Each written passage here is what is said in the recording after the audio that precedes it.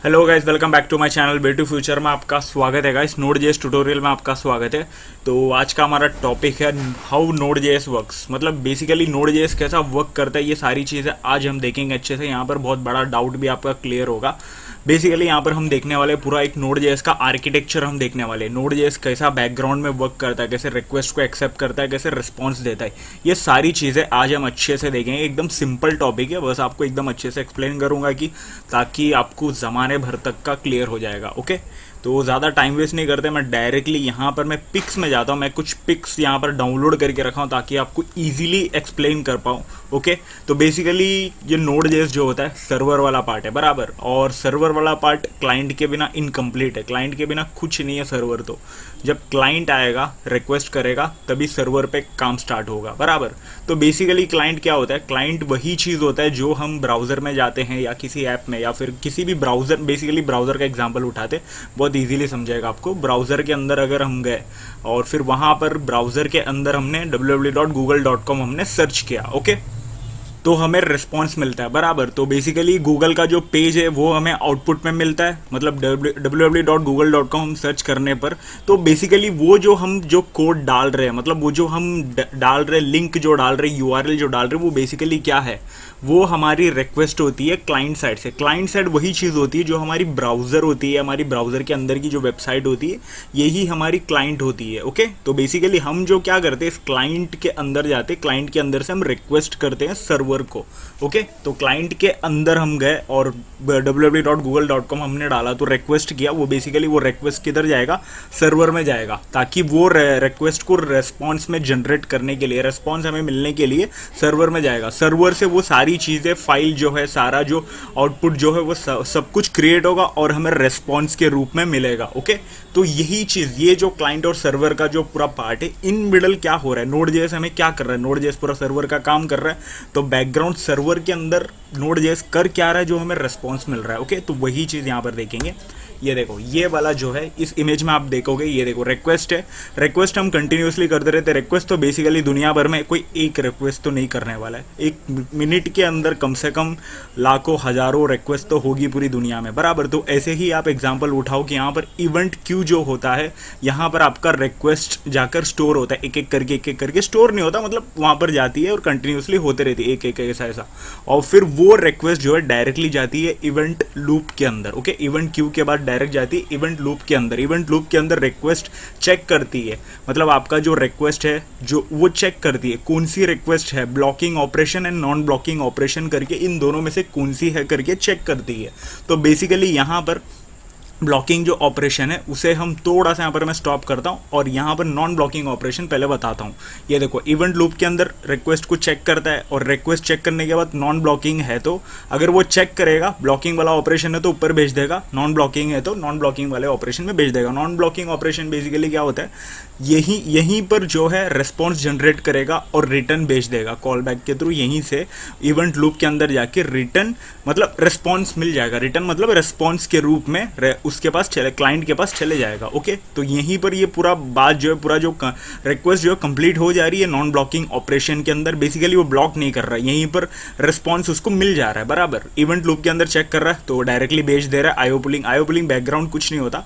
IO, ये जो लिखा है यहाँ पर I/O पुलिंग, ये बेसिकली कुछ नहीं है, ये आपकी जो फाइल है रीड एंड राइट करने का काम करती है, उसके बैकग्राउंड में रिस्पॉन्स जनरेट करने का काम करती है। वहीं पर जैसा रिस्पॉन्स जनरेट हो जाएगा वो वहीं पर डायरेक्टली रिस्पॉन्स कॉल बैक के थ्रू, इवेंट लूप के अंदर से कॉल बैक के थ्रू जाकर क्लाइंट को रिस्पॉन्स मिल जाएगा। ओके, तो मतलब यहाँ पर एकदम माइन्यूट सा मिली सेकेंड्स का काम हो जा रहा है यहीं पर नॉन ब्लॉकिंग के अंदर।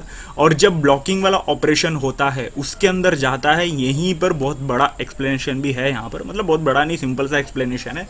तो यहीं पर पूरा जो है जोल है, मतलब टाइम, थोड़ा टाइम खींचने वाला जोल है यहाँ पर। तो बेसिकली मैं सबसे पहले यहाँ पर बताना चाहूँगा, ब्लॉकिंग ऑपरेशन जो होता है ये आपका सिंक्रोनस ऑपरेशन होता है और नॉन ब्लॉकिंग ऑपरेशन होता है वही आपका असिंक्रोनस होता है। आई मीन नॉन सिंक्रोनस बोलो या असिंक्रोनस बोलो। तो यहाँ पर आपको सिंक्रोनस और असिंक्रोनस में बोलते वक्त आपको यहाँ पर बहुत बड़ा डाउट भी आपको आया होगा। मैंने ऑलरेडी जो पिछली वीडियो में मैंने डाला था, बताया था कि आने वाली वीडियो में आपको एक्सप्लेन करके बताऊंगा। सिंक और असिंक का डाउट यहाँ पर आपका क्लियर होगा, ठीक है। मतलब जो इंपॉर्टेंट उसका पॉइंट है वो यहाँ आने वाली वीडियो में क्लियर होगा। तो ये देखो मैं नेक्स्ट पिक बताता हूँ। ब्लॉकिंग ऑपरेशन के अंदर बेसिकली क्या होता है, ये देखो ब्लॉकिंग ऑपरेशन के अंदर, जैसी ब्लॉकिंग ऑपरेशन के अंदर, ये देखो ब्लॉकिंग ऑपरेशन के अंदर जो जाती है रिक्वेस्ट, जो जाती है event loop basically blocking operation है, ब्लॉकिंग ऑपरेशन वाला रिक्वेस्ट है क्या चेक करता है और भेज देता है ब्लॉकिंग ऑपरेशन के थ्रू। और ब्लॉकिंग ऑपरेशन के अंदर क्या होता है, वहाँ पर थ्रेड पूल्स होती है बहुत सारी, मतलब सर्वर के अंदर बहुत थ्रेड पूल्स होती है। और थ्रेड पूल के अंदर, आई मीन थ्रेड पूल्स मत बोलना, थ्रेड पूल होता है बेसिकली, थ्रेड पूल ही होता है। उसके अंदर बहुत सारी थ्रेड्स होती है, बहुत सारी तो नहीं, लिमिटेड थ्रेड्स होती है, कुछ 3 या 2 1 ऐसा थ्रेड्स होती है। ओके, तो बेसिकली थ्रेड पूल में रिक्वेस्ट जाता है वो, और थ्रेड पूल के अंदर ना थ्रेड होता है 1 2 3 ऐसा थ्रेड होता है। और थ्रेड को आप मान लो वर्कर, काम करने वाला बंदा, मतलब घर में काम करने आया कोई बंदा, ऐसा आप समझो। ओके, तो बेसिकली उस थ्रेड में 1 2 ऐसा थ्रेड होता है। तो थ्रेड में वो रिक्वेस्ट जाती है और थ्रेड जो करता है वो आपका वर्कर, मतलब वर्कर मैंने कहा था, तो आपका काम करेगा, रिक्वेस्ट को रेस्पॉन्स में जनरेट करेगा, क्या रिक्वेस्ट आई है चेक करेगा और उस हिसाब से देखेगा क्या रिस्पॉन्स देनी है। ओके, तो तब तक के यहाँ पर क्या होता है, वो रिक्वेस्ट जो होती है थ्रेड पूल के अंदर जाके, थ्रेड जब तक वो वर्क कंप्लीट नहीं होता तब तक वो रुकी रहती है। यहाँ पर ब्लॉकिंग ऑपरेशन इसे कहा जाएगा। रुकी है मतलब वो ब्लॉक कर दे रहा है सारी चीज़ को, बराबर, इसलिए यहाँ पर ब्लॉकिंग ऑपरेशन भी कहा जाता है। थोड़ा टाइम ले रहा है, मतलब आगे वाला जो रिक्वेस्ट है उसको काम नहीं दे रहा है, मतलब वहीं पर ब्लॉक करवा दे रहा है, बराबर। तो यहाँ पर ये देखो, ये जैसा यहाँ पर आ रही है रिक्वेस्ट, थ्रेड 1 है थ्रेड 2 ऐसा, तो यहाँ पर पूरा जनरेट कर रहा है, काम कर रहा है, तो मतलब यहाँ पर ब्लॉक कर दे रहा है। पहला ये कंप्लीट होगा, फिर रेस्पॉन्स जाएगा, फिर ये वाला चालू होगा, और फिर ये रेस्पॉन्स जनरेट होने के बाद फिर ये वाला जाएगा क्लाइंट के पास रेस्पॉन्स होकर। ओके, तो ऐसी एक एक करके चलता रहेगा, रिक्वेस्ट आएगा, फिर वो थ्रेड वर्क करेगा, फिर भेजेगा, रेस्पॉन्स करके भेजेगा, ऐसा ही चलता रहेगा। तो मतलब वो ब्लॉक कर करके एक के बाद एक के बाद एक भेज रहा है। ओके, तो आप समझ रहे होंगे यहाँ पर क्या हो रहा है, सिंक और असिंक यहाँ पर क्या है, यहाँ पर ये भी आपको थोड़ा सा डाउट यहाँ पर क्लियर भी हुआ रहेगा। असिंक में बेसिकली वो कितने भी रिक्वेस्ट आ रही है वहीं पर उठा ले रहा है और भेज दे रहा है तुरंत के तुरंत। और रेस्पॉन्स अगर बड़ी है तो वो डायरेक्टली एक साथ सारे रिक्वेस्ट को भी, मतलब जो जो रिक्वेस्ट आ रही है उसे एक्सेप्ट भी कर रहा है, उसे जनरेट कर दे रहा है। अगर उसके बाद वाला रिक्वेस्ट छोटा रिस्पॉन्स अगर देने लायक है कुछ, तो उसे भेज देगा। तो पहला वाला जो है उसे रखेगा, मतलब उसका काम करेगा, तो दूसरे वाले को भेज देगा। तो दूसरा वाला टाइम ले रहा है, मतलब आई मीन पहला वाला टाइम ले रहा तो दूसरे वाला भेज देगा, अगर पहला वाला और भी टाइम ले रहा तो तीसरे वाले को भी लेके रिस्पॉन्स करके भेज देगा। ऐसा हो रहा है नॉन ब्लॉकिंग ऑपरेशन पे, मतलब ब्लॉक नहीं कर रहा, वो डायरेक्ट एक्सेप्ट कर रहा है और भेजते जा रहा है। लेकिन ब्लॉकिंग ऑपरेशन पे एक ही रिक्वेस्ट को उठा रहा है, फिर उसको रेस्पॉन्स में जनरेट कर रहा है, फिर भेज रहा है, ऐसा हो रहा है। तो यहाँ पर आप समझ गए होंगे ब्लॉकिंग और नॉन ब्लॉकिंग ऑपरेशन के अंदर। ये देखो यहाँ पर ये वाली पिक देखोगे आप समझोगे, ये देखो क्लाइंट कर रहा है, ये सिंक वाला है, असिंक वाला है, ब्लॉकिंग ऑपरेशन है और ये नॉन ब्लॉकिंग ऑपरेशन है। ओके, तो क्लाइंट रिक्वेस्ट कर रहा है, रिक्वेस्ट मेक बन रही है, मतलब मेक रिक्वेस्ट कर रहा है। ओके, और वेटिंग फॉर रिस्पॉन्स, मतलब वो वेट कर रहा है, पहला जो रिक्वेस्ट है वो जा रही है सर्वर में, जा रही है और पूरा रिस्पॉन्स में जनरेट हो रहा है और रिस्पॉन्स के लिए वेट कर रहा है। पूरा थ्रेड पुल में जा रहा है, फिर पूरा थ्रेड पुल में जा रहा है और थ्रेड जो है पूरा वर्क, मतलब थ्रेड को मैंने वर्कर कहा था, वर्कर जो है हमारा काम वाला जो बंदा है वो काम कर रहा है और रिस्पॉन्स जनरेट कर रहा है और भेज रहा है, फिर दूसरा रिक्वेस्ट ले रहा है, फिर रिस्पॉन्स जनरेट कर रहा है, फिर भेज रहा है, ऐसा हो रहा है सिंक्रोनस में। लेकिन असिंक्रोनस में क्या हो रहा है, जैसा यहाँ पर क्लाइंट रिक्वेस्ट कर रहा है वो वर्किंग चालू है, बट दूसरा भी उठा ले रहा है, उसको भी रिस्पॉन्स भेज रहा है और फिर मतलब उसका भी रिस्पॉन्स जनरेट करके रिटर्न में भेज दे रहा है क्लाइंट को, मतलब रिस्पॉन्स भेज दे रहा है। और जो पहला वाला है कंटिन्यूस, मतलब वो कंटिन्यूसली वर्क कर रहा है, मतलब आप समझ रहे हो ना। सिंक्रोनस जो होता है वो रुका रहता है एक ही के लिए, असिंक्रोनस जो होता है मल्टीपल को एक्सेप्ट करके बेचता है, ऐसा होता है। यही सिंपल थिंग है और कुछ नहीं। ओके, तो ये देखो अब मैं VS कोड में चलता हूँ और वहीं पर उसी वाले पार्ट में चलता हूँ जहाँ पर मैंने कहा था कि सिंक और असिंक में फ्यूचर में बताऊँगा। ओके, तो ये देखो ये वाला जो सिंक है और इसे मैं हटाता हूँ, कमेंट इन करता हूँ डायरेक्टली, और यहाँ पर मैं असिंक जो सिंक जो मैंने डाला हूँ यहाँ पर मैं लिखता हूँ ब्लॉकिंग ऑपरेशन। ओके, तो डायरेक्टली इसको हटाता हूँ और मैं लिखता हूँ ब्लॉकिंग ऑपरेशंस। ओके, और ये वाला जो है इसे मैं लिखता हूँ नॉन ब्लॉकिंग ऑपरेशन। ओके, तो आप समझ गए होंगे। तो यहाँ पर ओके, तो इसे मैं यहाँ पर ऑपरेशन की स्पेलिंग भी मैं क्या लिखाऊंगा, इस बहुत टाइम वेस्ट कर रहा हूँ मैं। ओके, तो ये देखो अभी मैं इसको क्या करता हूँ, ये देखो पहले मैं चेक कर लेता हूँ hello.txt के अंदर क्या है। ये देखो यहाँ पर मतलब ये लिखा है, इसे मैं पूरा हटा देता हूँ, बस मैं लाइक शेयर एंड सब्सक्राइब को रहने देता हूँ। ओके, तो ये देखो अब मैं सेव कर दिया। अब ये फाइल वाली जो है बस मैं उस फाइल को ही रन करके आपको बताता हूँ। ये देखो .js, ओके, तो रन कर दिया। ये देखो यहाँ पर हमें आउटपुट मिल रहा है बराबर। तो बेसिक सी चीज़ है। अभी यहाँ पर मैं कुछ चीज़ें मैं यहाँ पर डालता हूँ, CLG डालता हूँ और यहाँ पर मैं लिखूँगा A, ओके, और CLG डालूँगा यहाँ पर, ओके, तो और यहाँ पर मैं लिखूँगा B, और यहाँ पर नीचे मैं CLG डालूंगा और यहाँ पर मैं लिखूंगा C, ओके। तो अभी आपको यहाँ पर कुछ दिखेगा। ये देखो ये ब्लॉकिंग ऑपरेशन है। मैंने कहा था ब्लॉकिंग ऑपरेशन पे यहाँ पर ब्लॉक करने वाला है बराबर। वो अपना काम कंप्लीट होने तक का वो ब्लॉक करेगा, दूसरे रिक्वेस्ट को उठाएगा नहीं। ये देखो यहाँ पर आपको दिख रहा होगा A, B और फिर यहाँ पर ये कंप्लीट हुआ और फिर C पे गया बराबर। तो मतलब प्रॉपरली कर रहा है। कैसे कर रहा है वो, ये देखो पहले A वाला रिक्वेस्ट आया, उसे दिया, रिस्पॉन्स दिया, और फिर यहाँ पर ये इसको रीड किया, और B वाला जो है यहाँ पर मतलब इसको रीड तो वो तो चल ही रहा है, वो तो चल ही रहा हो रहा है, मतलब वो ब्लॉकिंग कर दिया वहाँ पर। बट मैंने प्रिंट करने के लिए कब बोला था, तब उसका मेन वर्क जो है स्टार्ट होगा। बट तब तक यहाँ पर console.log जो B जो है उसे प्रिंट कर दे रहा है बराबर। तो फिर ये वाला मैंने रीड करने के लिए बोला, तब जाके इस लाइन को मतलब इस लाइन को समझ रहा है कि हाँ हमें ये प्रिंट करना चाहिए। तो फिर वो प्रिंट किया, फिर आगे वाला जो console.log है C उसे प्रिंट किया बराबर। तो ये था आपका सिंक्रोनस वाला ब्लॉकिंग ऑपरेशन था। बट यहाँ पर मैं क्या करता हूँ, ये देखो ये वाला जो पार्ट है सिंक वाला, आई मीन असिंक वाला, यहाँ पर बेसिक सा थिंग है, असिंक वाला पार्ट है ये। अब मैं यहाँ पर करता हूँ, ये देखो उठाता हूँ CLG, क्या कर रहा हूँ मैं, हाँ कॉपी किया मैं इसको, यहाँ पर मैं पेस्ट किया, और फिर यहाँ पर कहाँ गया मैं, हाँ, और फिर नीचे मैं एक पेस्ट किया और उसके नीचे एक और मैं पेस्ट कर देता हूँ, ओके। तो यहाँ पर मैं B डाल दूंगा और यहाँ पर मैं C डाल दूंगा, और ऊपर वाला जो है ये सबको मैं कमेंट इन कर देता हूँ, इसको पीछे वाले को भी मिला के एक साथ में कमेंट इन कर देता हूँ।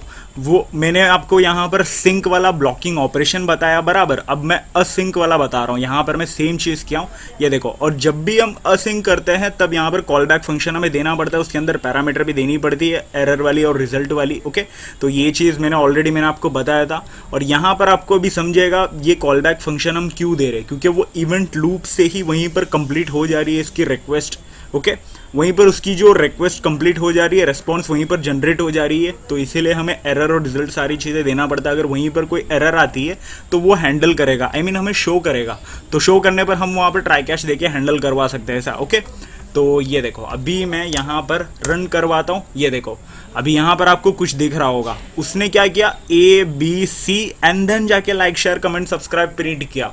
इसने क्या किया है, यहाँ पर कोई भी रिक्वेस्ट को उसने ब्लॉक नहीं किया। ये देखो पहला होता है उसने प्रिंट कर दिया सबसे पहले, और दूसरा जो जैसा यहाँ पर गया ये पूरा रीड किया। बट ये जो है ये टेक्स्ट जो है, टेक्स्ट फाइल को रीड करने को टाइम ले रहा है। तो मतलब वो ऑपरेशन बैकग्राउंड में चल रहा है, तब तक ये उसने दूसरे रिक्वेस्ट को उठाया और उसे प्रिंट कर दिया यहाँ पर, और फिर तीसरे रिक्वेस्ट को भी उठा दिया और उसको भी प्रिंट कर दिया। मतलब ये एकदम चिंदी सा रिक्वेस्ट था, मतलब इजी सा रिक्वेस्ट था। तो उसे उठाया, उसे प्रिंट कर दिया, और फिर उसके बाद जाके ये वाला रिक्वेस्ट कंप्लीट होता है उसका, मतलब ये वाला रिक्वेस्ट जो है उसका बैकग्राउंड नोड जो इसमें कंप्लीट होता है असिंक के अंदर, ओके। तो फिर जाके ये प्रिंट होता है, ओके। तो अभी आपको यहाँ पर समझा होगा सिंक और असिंक कैसे वर्क कर रहा है, ओके। तो बेसिक सा यहाँ पर एकदम सिंपल लॉजिक में मैंने आपको बताया कि कैसे वर्क कर रहा है, बेसिक से यहाँ पर हो क्या रहा है बैकग्राउंड पे, और यहाँ पर नोड जेएस का पूरा टोटल आर्किटेक्चर कैसे वर्क कर रहा है ये भी आपको यहाँ पर अच्छे से समझा होगा, ओके। तो बेसिक सा थिंग था, कुछ नहीं, रिक्वेस्ट आती है, इवेंट क्यू के अंदर स्टोर होता है, एक एक करके रिक्वेस्ट आती रहती है, और इवेंट लूप के अंदर जाता है, फिर रिक्वेस्ट जो है और इवेंट लूप के अंदर चेक करता है ब्लॉकिंग वाला ऑपरेशन या नॉन ब्लॉकिंग वाला ऑपरेशन चेक करता है। मैं यहाँ पर रिकैप दे रहा हूँ गाइस, ध्यान देना। तो ब्लॉकिंग वाला ऑपरेशन होता है तो वो डायरेक्टली जाता है थ्रेड पूल के अंदर।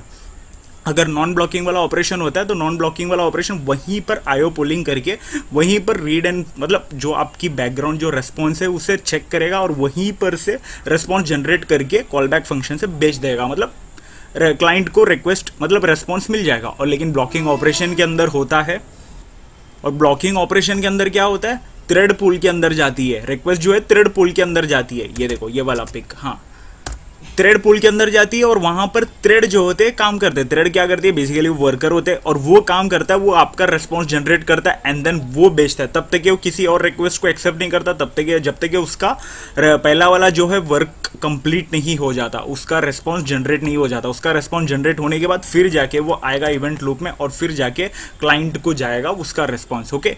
तो यही सिंपल थिंग थी, मतलब यही चीज़ है इसका पूरा नोड जेएस का पूरा टोटल आर्किटेक्चर, कैसा नोड जेएस वर्क कर रहा है बैकग्राउंड अकाउंट पे कैसे रिक्वेस्ट को ले रहा है, कैसे रेस्पॉन्स कर रहा है, सारी चीज़ें। Okay, blocking non blocking operation क्या है, सिंक और असिंक ऑपरेशन यहाँ पर क्या मायने करती है, क्या है, ये सारी चीज़ें यही है। ओके, तो सिंपल थिंग था, ज़्यादा कुछ टफ नहीं था। तो यहीं पर मैं वीडियो को ख़त्म करना चाहता हूँ।